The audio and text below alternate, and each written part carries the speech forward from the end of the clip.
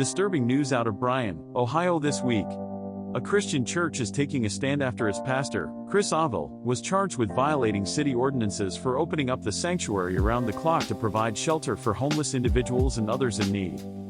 Police filed 18 criminal charges against Pastor Chris Avell, accusing the rented church building of violating zoning laws, lacking proper facilities, and posing safety hazards. Avell has pleaded not guilty to the charges, but that hasn't stopped him from fighting back. Avell's church, Dad's Place, has filed a federal lawsuit against the city of Bryan, claiming that their actions violate his constitutional rights to religious freedom. Despite making changes to address the city's concerns, the lawsuit alleges that the church is still being harassed and intimidated. Avell's attorney, Jeremy Dys, believes that the city leaders simply don't want a ministry for the unhoused in their town center, a classic not-in-my-backyard issue. Dys views this lawsuit as a test of the federal rights of free religious exercise and protection against government intrusion on religion.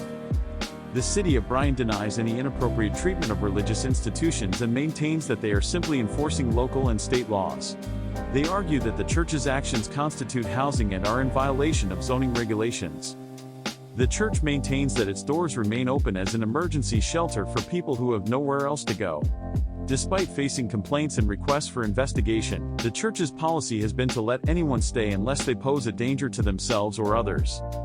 The church even has a rest and refresh in the Lord ministry from 11 p.m. to 8 a.m., where anyone can seek solace and hear scriptural readings. Bryan's planning and zoning administrator ordered the church to stop housing people within 10 days. After an inspection, police sought charges against Pastor Avell for code violations. Now, the church is seeking a federal judge's intervention to protect its rights to religious freedom and to prevent further action from Bryan officials. They are also pursuing damages and attorney's fees. No history or tradition justifies the city's intrusion into the church's inner sanctum, the church stated in its lawsuit. Attorney Jeremy Dys adds, "The Constitution and the law say otherwise."